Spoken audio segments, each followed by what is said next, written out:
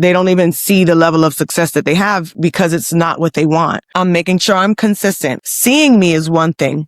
There's a lot of assumptions when you just see me. And then when they experience me, they're like, oh, wow. You have to constantly be curious about your customer. Never let that curiosity go away. Which step do people avoid the most?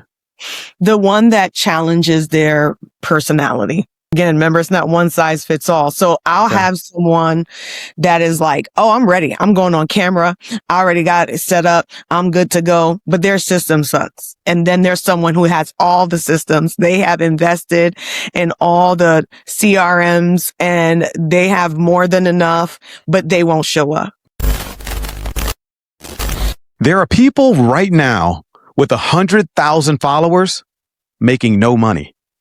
And there are people with 2,000 followers printing 6 figures. So the question becomes, is your brand actually broken or is it your strategy?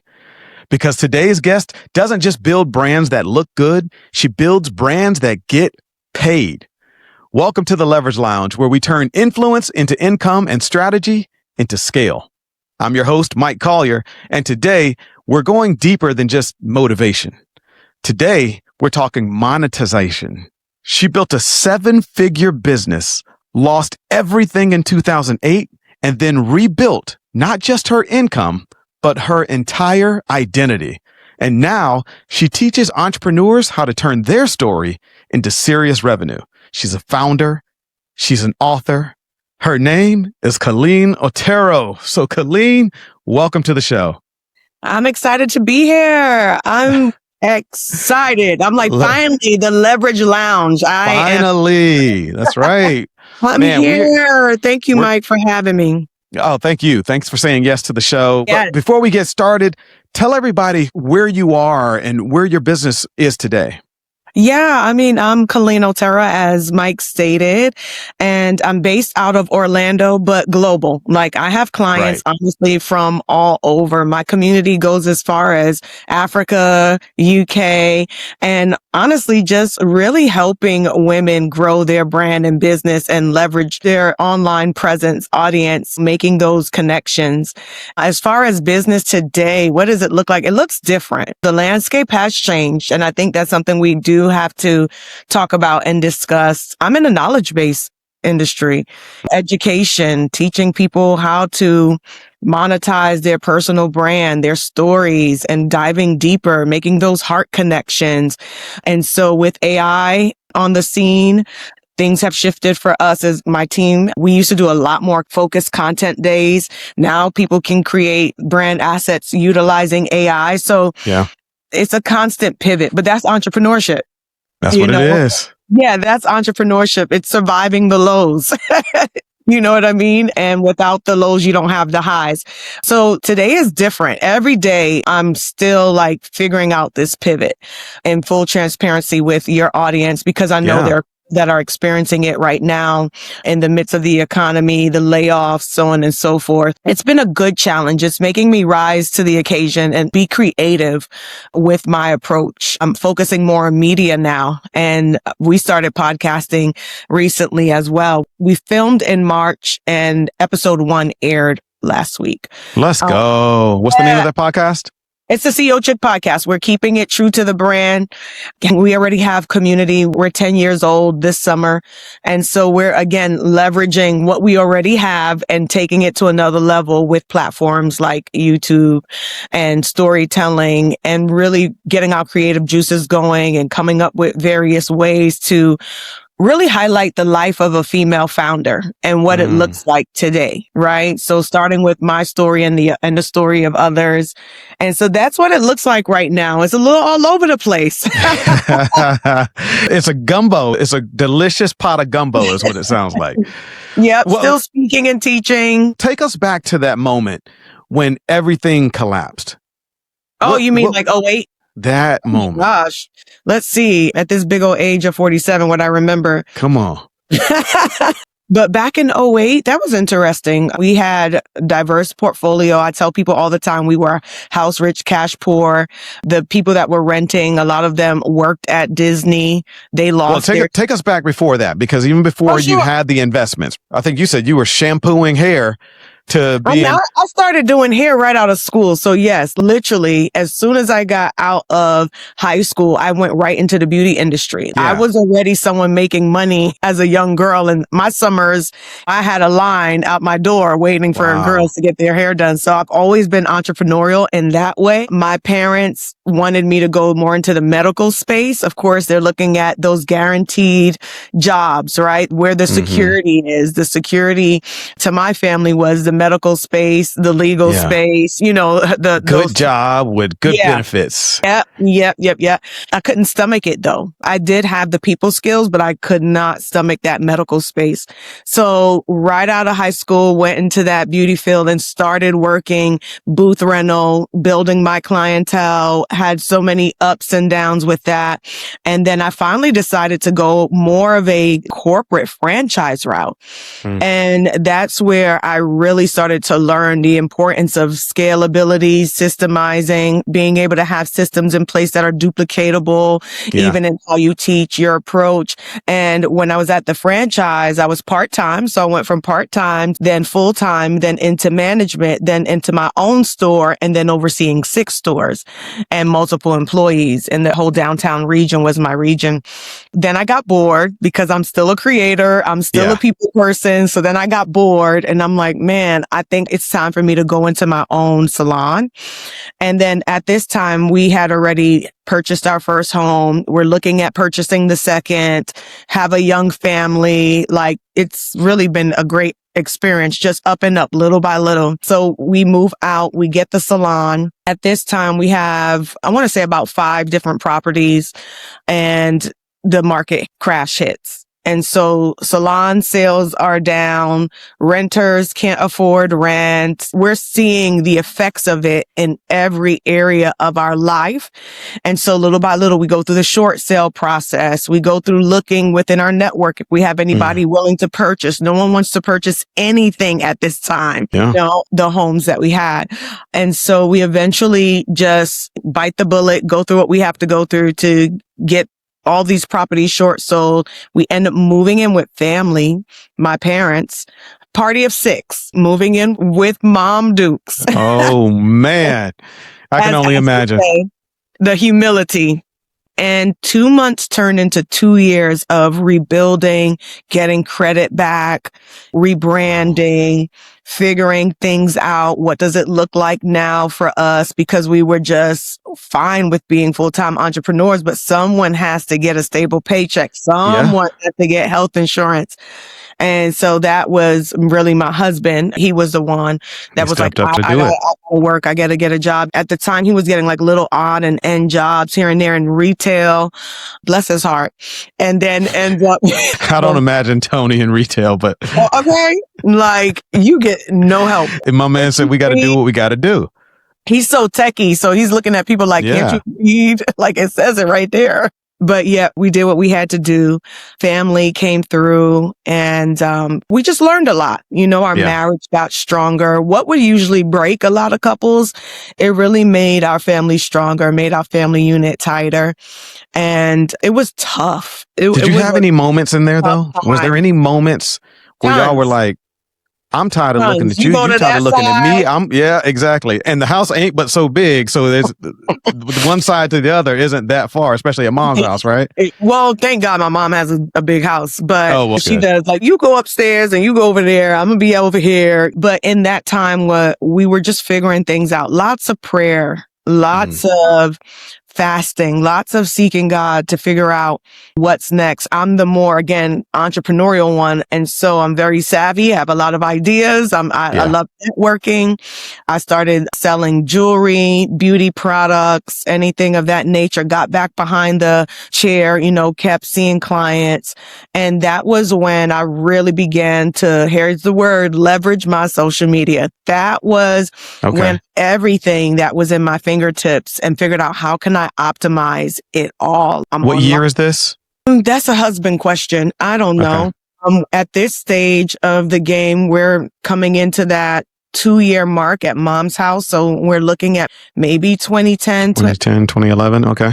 And so we move out, we get a nice townhouse. We start that journey like over. I'm doing social media. I'm leveraging social media, selling items on social media. All of those things were really being built up as we were going through the process. I would always be online. I would always look at what can I do today to make some money? What can I do today to make some money? And I was selling handbags. I was selling necklaces, eyelashes, anything beauty related, because that really is my gift. And it was working well. And at this time, we're transitioning also church community. So we're at a different church community, and they're very knowledgeable of like who we are and now in Central Florida. And we were working with their young adults and their teens and stuff like that. We're really rebuilding everything in a new community, in a new church, selling beauty products.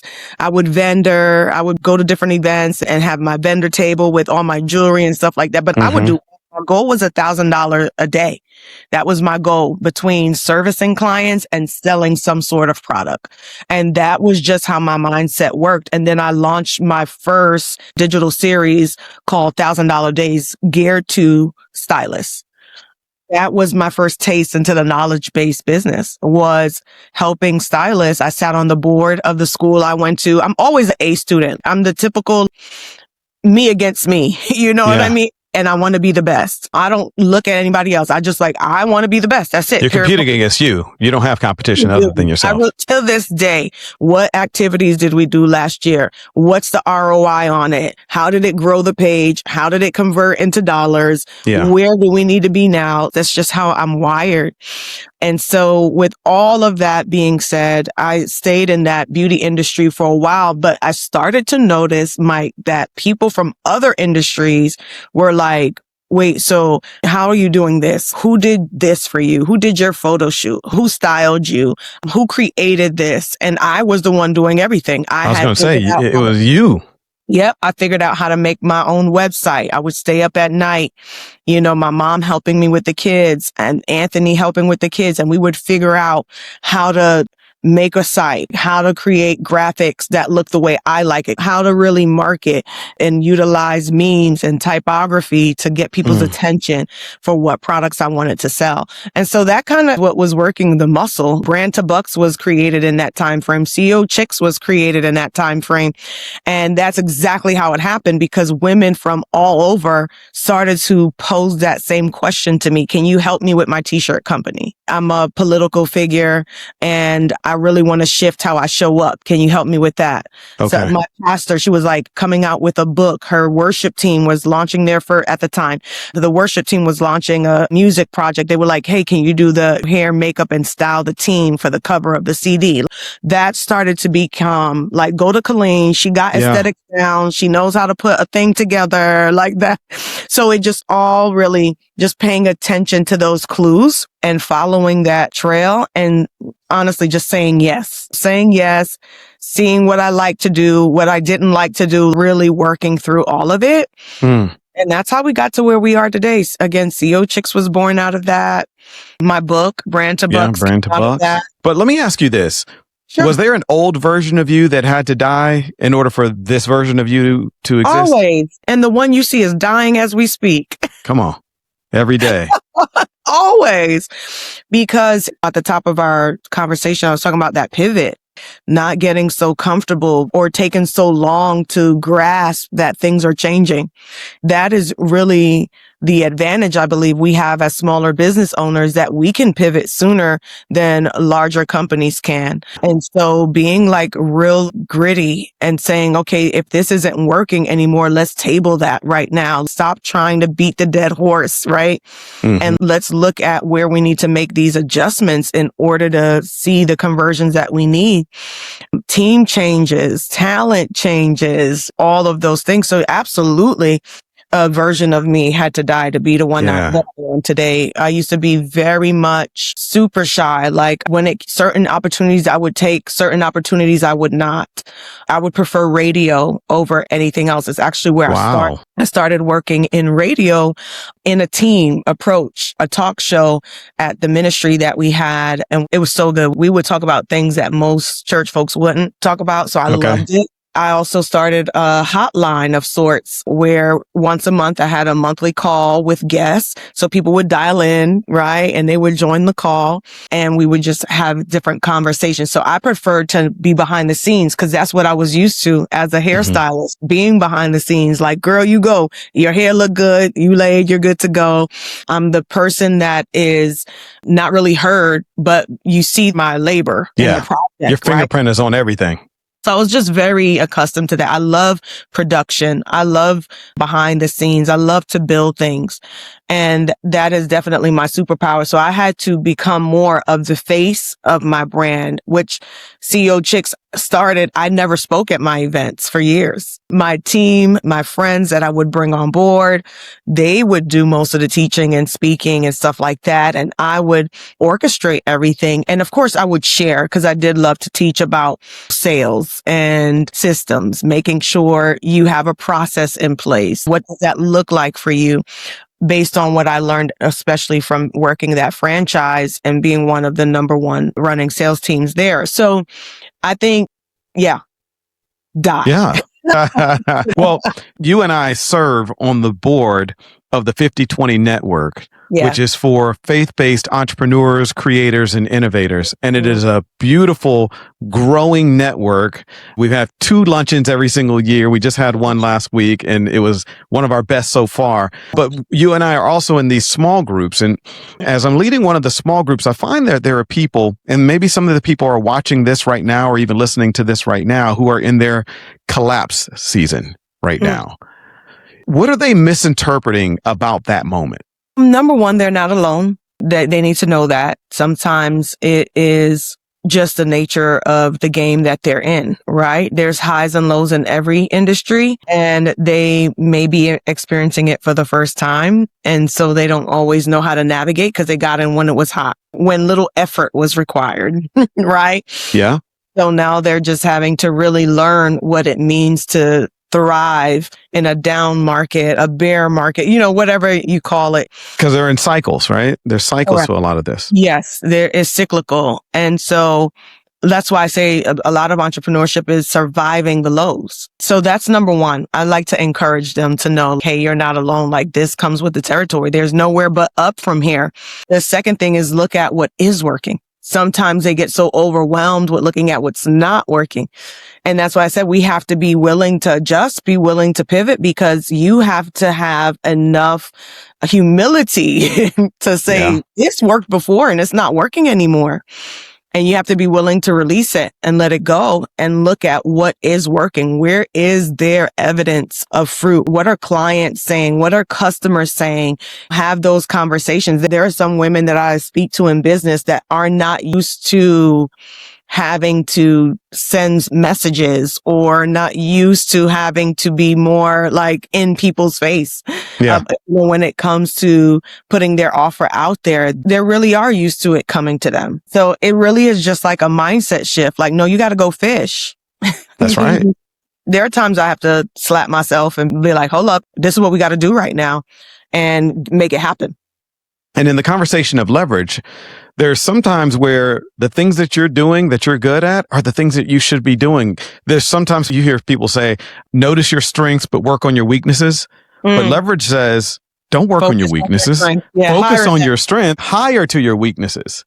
And so you went from doing the work to really becoming the brand. Not to say that you're not still doing the work, but you've leveraged and you started understanding that you are not the work, but you are the brand. When did you realize like your identity was the ceiling on your income? My identity, when you say ceiling on the income, I interpret that as my identity was causing limitations. Yes, correct. Because the lower that it is, the lower that you see yourself versus going to be that brand, that CEO, that visionary, that has expanded your vision, but also expanded your bank account. I would probably reframe it just a little bit, right? Because it's not so much that my identity is a cap. My identity is what made it limitless, actually. And it was more of my involvement that would hinder or cap me, right? And me being too involved in all of the processes, whereas me learning how to just rise to the occasion and step into that CEO role and step into being able to delegate and hire and make sure people are reporting properly to me so I understand what direction things are going. How things are moving. So I think it's sort of that understanding that there's a place where less can be more when you're raised to just be a hard worker, right? Just work hard.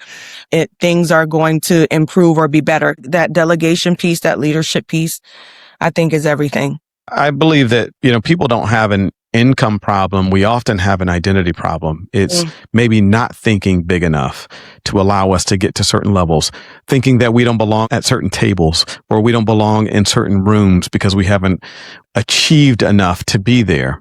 And it's interesting because there are people leveling up their mindset, leveling up their identity, leveling up their affirmations, but they're still not making the money. So what do you feel is missing there? It's not one size fits all. So it really is kind of hard to say. I know people that have great mindset, but it does also matter the product you're selling, if people want it, or like someone selling a house for $500,000 and someone selling a course for 500. There's just then how good is the course? Because is it even worth 500? How good is the course? The muscles are still the same is what I'm saying, right? Then just becomes a matter of exposure. How much people can you get in front of your offer in your pipeline, all these different things. But the muscle, the principles to running a successful business, they're all the same. But it's just if you have a $500,000 product, you guys have the same amount of people, you're going to generate more income is really what I'm saying. So it's just not really a one size fits all. It's very unique to the industry that the individual is in, if it's trending, if it's saturated at the moment, all these various things. Do people see it as a necessity? Is this a luxury? Well, where's the demand? Like all of those things really play a role. You're going to come out on top some sort of way. I think the mindset and understanding who you are, what you're capable of, knowing your strengths, leaning in with your strengths. I stay in that gift zone. I really do. I am going to swim in it, backstroke in it, sleep in it. I want to stay in my gift zone majority of the time from the minute I wake up to the minute I go to sleep. Break that down for our listeners. What does that mean to you? Like the activities that I'm doing, the understanding what my money making habits look like in my business. That means I am literally posting on social media. I'm connecting with someone in my stories. I am personally going to do that. I'm going to make sure that I'm replying to people and all of those touch points, they help me, right? My team knows, hey, I just need you to get the posts out. I just need you to make sure emails are going out, but I'll still write them. I'll still make sure they're in my voice. No one on my team understands my client the way I do. Correct. Yeah, no one. Like, I wish they did, but they don't. I'm teaching, making sure I'm teaching, making sure I'm talking to someone influential, someone who's running a business. That is my job. Like, I am in your face, having that conversation, talking to you about your brand, checking in with you. Like, I have to stay in that space. Let's break something real quick, a thought pattern, because branding online right now seems to be confused with aesthetics. People are all about like, how things look or just making sure that it looks good, but it may not necessarily be the substance that it needs to be. So like, what are people getting completely wrong about branding? I always define it as your brand is the spirit or the essence of a person or organization, right? So it's the thing that is not seen. And so that immediately is like, like, because you only think about the assets that are created. And so in my book, I break down all of the things that encompass your brand because it's multidimensional. So it starts with your story. It starts with that connection. It starts with building that why you're doing what you're doing. That is the reason right there that people will connect with, right? The emotional, your way of doing things now. That's your unique style of doing it. There are some people that are constantly rebranding because all they're doing is copying what they see. They haven't really tapped into what their unique selling proposition is. They haven't tapped into their story. They haven't tapped into their style. They've been so conditioned to conform all the time that when you're like, hey, I need you to be different. I need to figure out what's unique about you. Yeah. I know this person. I know you like that person. I know you follow so-and-so, and that's great. But what is different and special about you is what I need to highlight right now. And so just getting to know them and understand that aspect of their company or them personally. Yeah. Then their skill sets. Have you mastered what you're selling? Or are you partnering with a platform that like an affiliate or something? Right. Like, is it going to deliver? Do you believe in it? Do you have to? Right? Are you passionate about it? Are you passionate about it? All of those things play a part, Mike. Like, so your brand isn't just the look. It's the personality. It's the feel. It's all of those things that play a role. And I'm a case study. Every time I look at my brand and who I'm able to like connect with because it's so strong, because I'm unapologetically myself online and just teaching, educating, showing behind the scenes, dropping nuggets, inspiration, all of those things. Now it works. You know, I'm evidence that it works. And I think the other misconception is that if it just looks good, it's going to work. It's not. Right. You know what I mean? There's a lot of good looking brands that are broke. Correct. And there are so many things I see all the time. I see popular that doesn't convert. Like you talked about that at the beginning, like super popular, but doesn't convert. I've seen the looks good, but doesn't convert. And so it's just a sweet spot. It's a sweet spot of like all of those things. Your story, your styles, your skills, your systems, they all work together. So let's make this practical then, because I want to make sure that the people watching and listening to this are able to take something from it and go, okay, give me the playbook. Here's what I need to do. So if somebody's watching and listening to this that has a brand that's not making money, let's give them a 3-step system to fix it starting today. Yeah. Look at what's working. Number one, what is working? So typically people will say things to me, I only have like, okay, you know what I mean? They diminishing. They don't even see the level of success that they have because it's not what they want. And so they come back and they're like, well, I only have these many people that opted in. I only sold. And I'm like, well, we need to get to know these individuals because you're really in beta.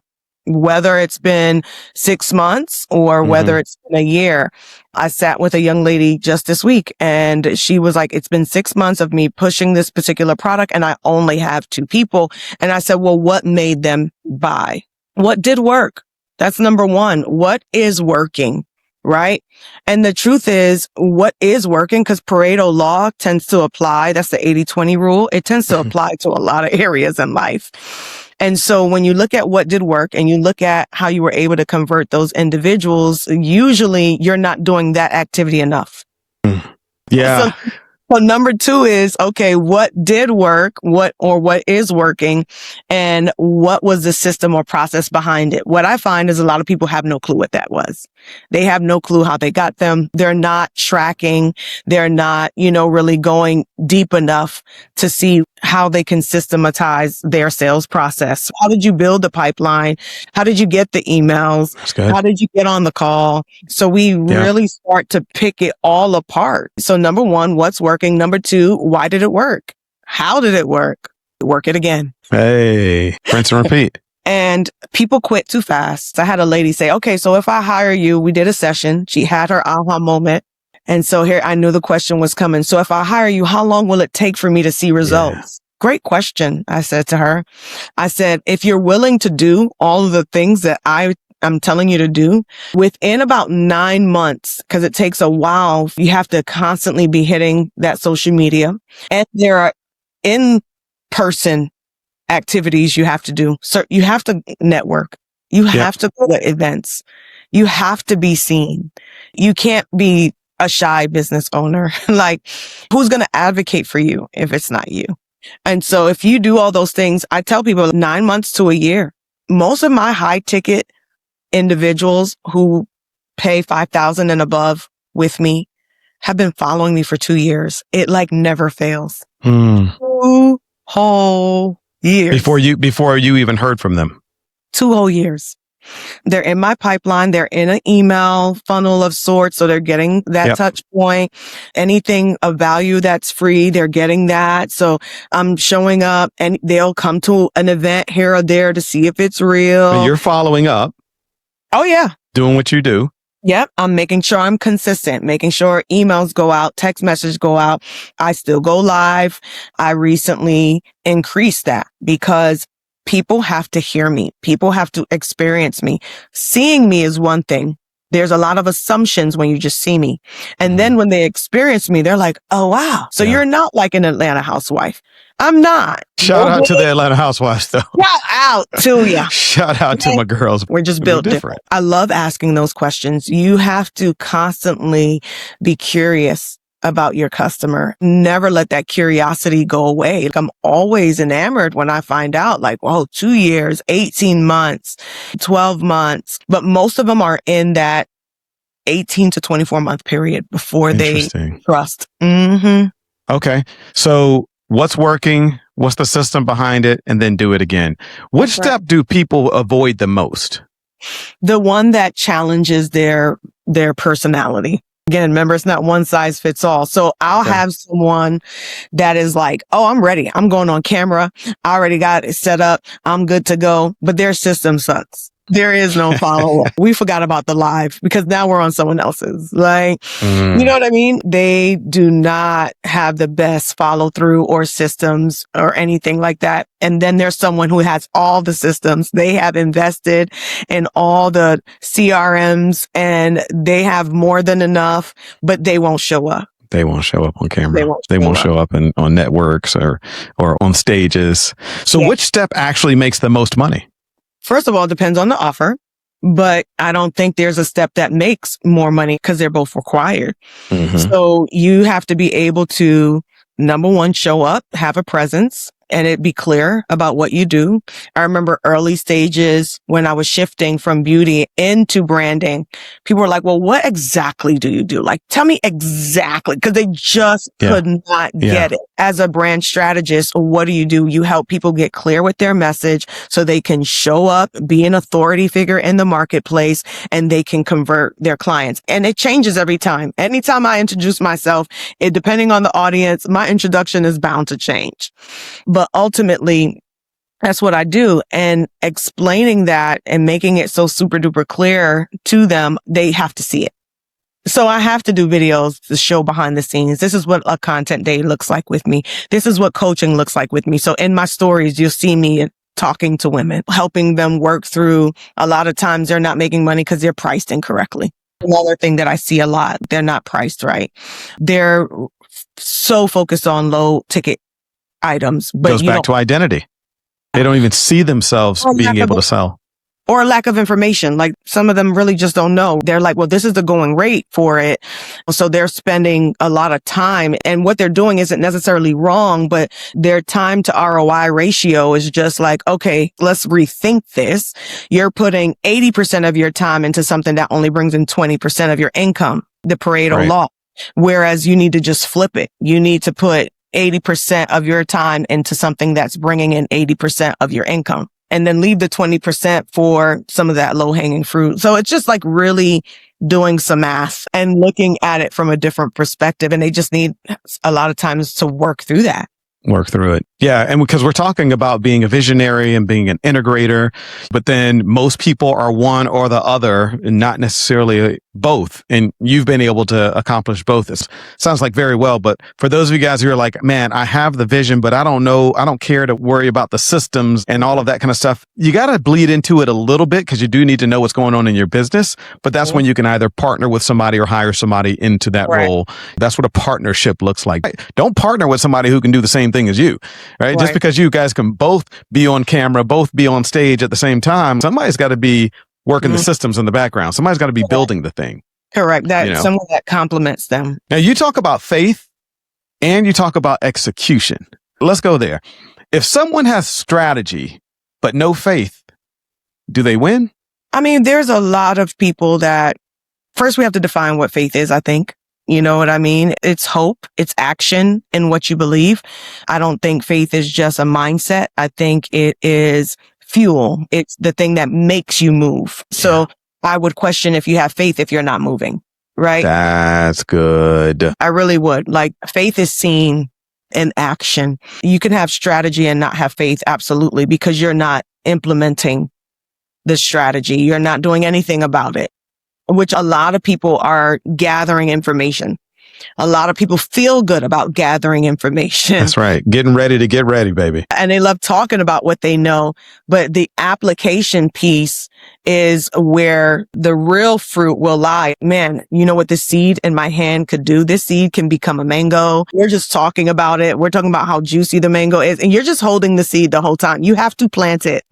You have to water it. You have to weed it. You have to nurture it for it to become the tree that then will produce the actual mango. That's faith. So what happens when they have faith but no strategy? It's the same thing. It's almost like saying what we talked about before, right? Like, you need both. There has to be a place where you recognize, I got the plan. I got it laid out. What is my next step? And not getting so overwhelmed by that and taking the actual next step. So this is what I need to be focusing on right now. That was good. You mentioned something earlier. Your story is your sales system. Helping people understand their story is many times the power or the fuel behind what they're selling and helping their audience to gravitate to them more so than just their product. It's interesting because we talked a little bit about real estate. Obviously, you know, I'm in the real estate space. Yeah. And so often agents are like, they're trying to sell the house and, oh my gosh, look at this house. And the house becomes the thing that they're trying to sell. But this is exactly why Zillow is out to replace real estate agents, because Zillow got houses too. Sure. But Zillow doesn't have what you have, right? With the agent personality. has. Yes. What's the difference between someone who shares their story and someone who builds a business from it? I think it's the individual that understands the power of it, period. Like, that speaker that can get on stage and share a case study and you don't even know you're listening to a case study. You're not thinking this is just data. No, they're walking you through the actual experience that they've had with another individual and how it's impacted them. And then it kind of is like, oh, by the way, meet me in the back of the room, right? I would love to be a part of your story and helping you see success in your business. It is understanding the power of that storytelling. It's understanding how it has the ability to convert. And so it really allows people to see themselves in your world. It allows people to see what it's like to work with you. One of my hottest piece of content is come with me for a 6-hour content day. And it is just showing how I'm serving. That's all it's doing, because I help my clients with their script. When they're not someone that's comfortable looking into a camera, they don't have to. They could just look at me and we can just have a conversation, and we'll extract the best parts of your conversation and turn that into content for you. Oh, by the way, there's someone helping you with your hair. Did you know I have 20 plus years transitioning from the beauty industry into branding? And so all of those things, it seems like just a 60-second story, but it always generates at least 1,000 leads organically. Wow. How does someone know that their story is ready to monetize? It's all organic. I say conversations lead to conversions.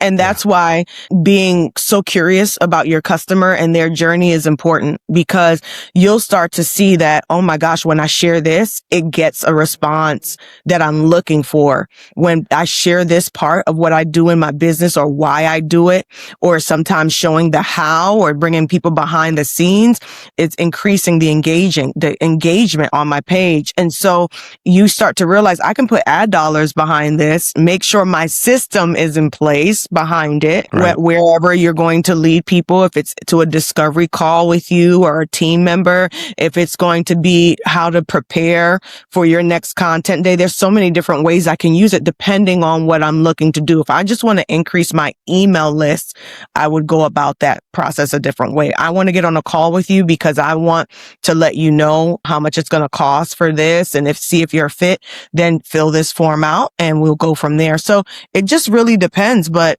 you got to keep swinging for it. Like, you're ready from day one. The day you said you're starting a business, you were ready. Yeah, if you had the idea to start the business, then you have what it takes. It's just a matter of putting the right things in place. It's all in that book right there, Brand to Bucks. It is literally before in the book, there are areas for women and men to actually take inventory, slow down just a little bit. Okay, great. You know, you want to sell this thing. What is the outcome? How is it going to help people? How do you impact their life? How does your solution show up in the life of your consumer? What does it actually look like? And how do you make it to where they need it? Like, how do you create and paint a picture through storytelling to make them say, I need that? I love watching commercials. I'm obsessed with commercials because it's a short form of communication. And one of my favorites and I came up with this idea. I really need to create the commercial for a painting company, but it literally is just going through the various stages of a child and how their room paint changes as they grow. Yeah. So, and stages of their life, they change the paint of their wall to match their maturation. And in it, it's like that quick. You see it change and it ends. It starts off with them as a baby, the toddler, right? And then it goes into the young adult, teenage, and then young adult. Yep. And then they go off to college, they come back and you see them in their new home with their toddler. That's my commercial for. In their baby's room, and the baby's room is the same color. Now they're the parent. I think about commercials like even Publix. They're fixing dinner and it's a Publix commercial, but you're watching the family engage around the table and then you just Publix Instacart all of a sudden. This is where people are missing the importance of storytelling. And I call it story selling for that very reason. I think that may be my next book, honestly, because we keep just looking at the transaction and not looking at what convinces a person to get to the transaction. We're missing all of those steps because we're missing all of those steps. No, I agree. And a lot of it is so visual. I think it's hard for some people to even wrap their mind around, how can I tell my story? How can I have this visual representation of a story? And I guess that's where you can help people. But I want you to say this on record, and I know I'm putting you on the spot here. Okay. But what percentage of people are building personal brands right now that will never make money from it? I want to say roughly 90 to 95% won't make money off of their personal brand. Some of that data is backed by my collaboration. I did a collaboration last year with Stan Store, and Stan Store focuses on founder creators, people that want to turn their knowledge into business online. They make it very convenient for you to sell your information, whether it's a video, whether it's PDF, whatever it is, right through your phone. That's their pitch, and they're excellent at it. And every time I would cash out, they're like, you're in the 5% of creators who monetize their brands and monetize their platforms. And I'm like, dang. So that's a high number. A very high number. Even for me, my audience is predominantly women. And on average, they're 12% make six figures of women in business. And we're the number one audience starting businesses from year to year. That's right. The average business will bring in about $68,000. I made that coming out of high school doing hair. But why? Why is it so low? Why is that failure rate so high and that amount of money so low? The ability to keep up, to compete. In the beginning of my book, I have something called the M factor.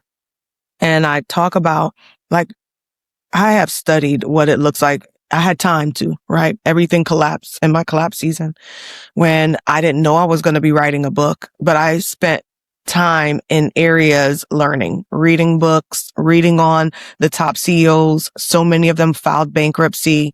They used the system. They figured out how to leverage it for what they needed it.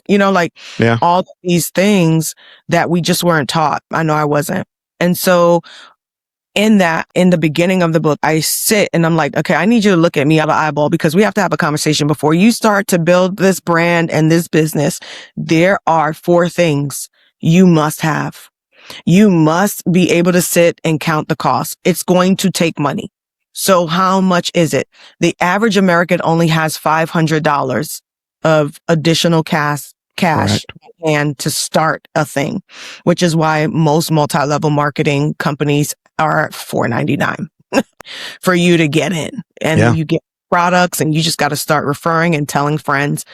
And so that's the reason. It's statistics. But it's going to take money, and not just money to start. I tell them you need money to get to profitability, and you have to figure out what that looks like. The next thing it's going to take is manpower. How many people can you convince? Back to your point, not just someone strong in the same area you're strong in, but if you're not good with numbers, someone that's good with numbers. If you're not good with, what does that partnership look like? Get it in writing.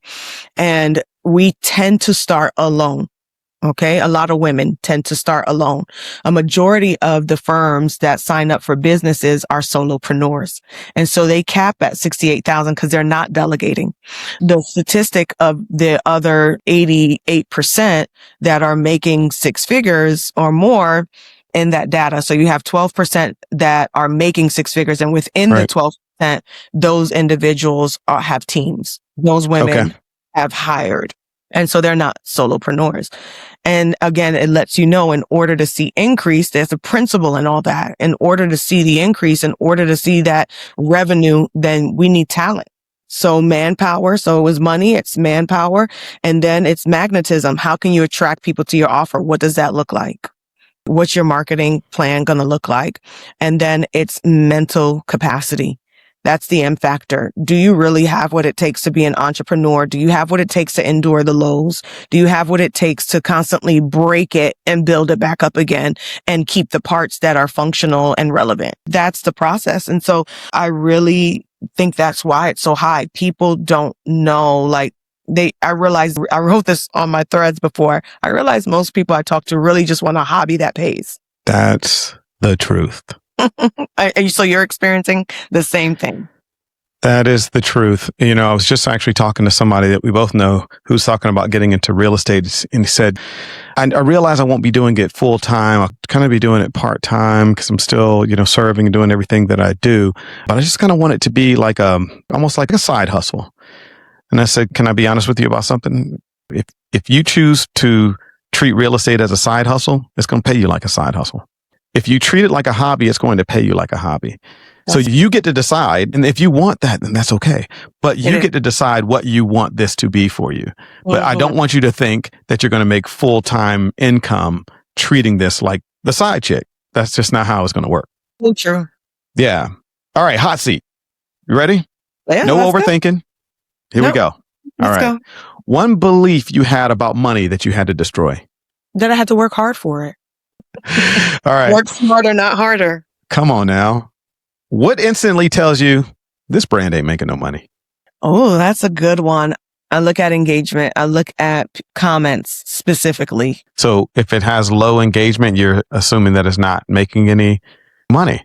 If people there's no conversation on the page. Oh, I would agree with that. I understand that. Yeah, there's no dialogue going back and forth. There's no connection. Really, because you haven't found your people yet, and your people haven't found you yet. So there's no conversation. It's a one-sided. There's no conversation. You're talking at people. There's nobody's receiving it yet. Really happening. You haven't really figured out that conversations lead to conversions piece, and everything looks like cookie cutter. What's the biggest lie in personal branding? Biggest lie in personal branding is that everything does have to look aesthetically pleasing on your page and has to be match all the time, or no. Get your grid layout perfect. Right. Yeah. No, it's that ability to grab people's attention, and it don't always match. What's the fastest way to increase income in 30 days? Ooh, that's one of my favorites. Go hard with all of the platforms. Go hard on your social media. I would say not all platforms. Pick your number one platform and go all in on that one. Just go all in, posting multiple times a day. All right. Last one. Give me a moment where faith overrode logic and it worked. You ain't have no business doing this. Ain't no way in the world it looked like it was going to happen, but God. There's so many instances in which I could point that out, even down to where I'm at today. I started out doing hair and makeup, and now I'm a speaker, author, and sought out, followed by major influencers, and people ask me for wisdom. I don't have a degree. I mean, this is my whole life. It wasn't supposed to be this way. I was supposed to just be sought out hairstylist. So there's so many instances that I can think of. My whole life is beating the odds, honestly. Man, that's so good. That's grace. It really is grace. For the person that's watching this and they know they're called to do more, but their brand isn't paying them yet, what's the first move they need to make today to turn their brand into income?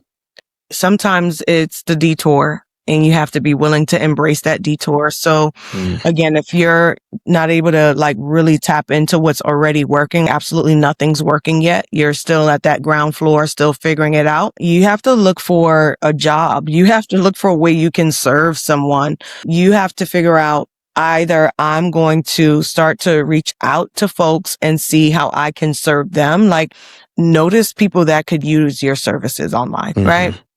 So if there are people that can utilize your services online, start reaching out to them. Figure out what events you need to be at. I think that's one of the biggest things I really had to figure out.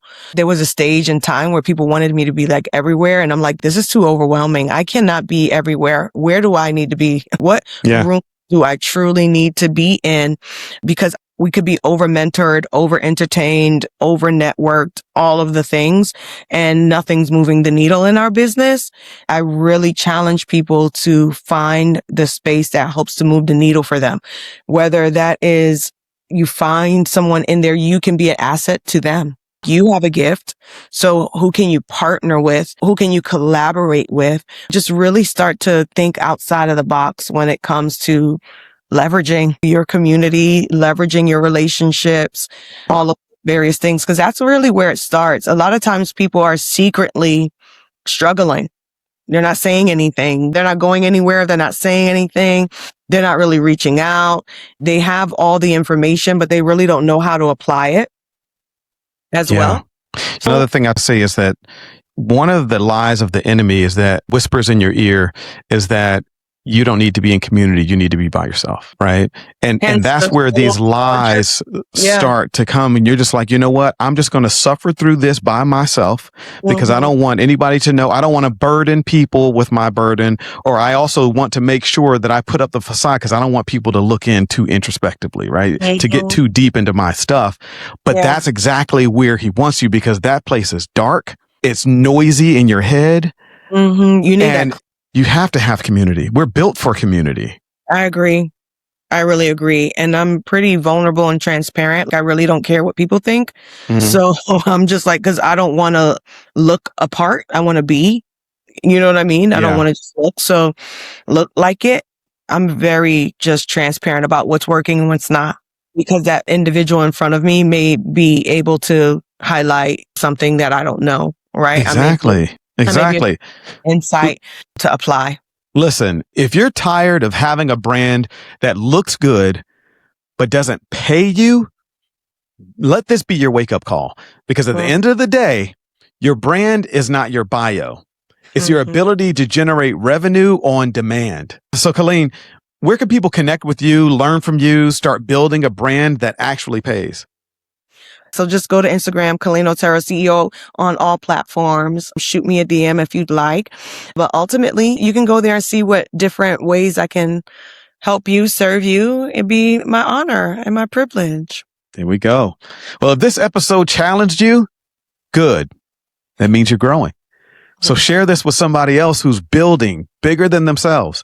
And if you're serious about turning your influence into income, this is the Leverage Lounge. I'm Mike Collier. We'll see you next time.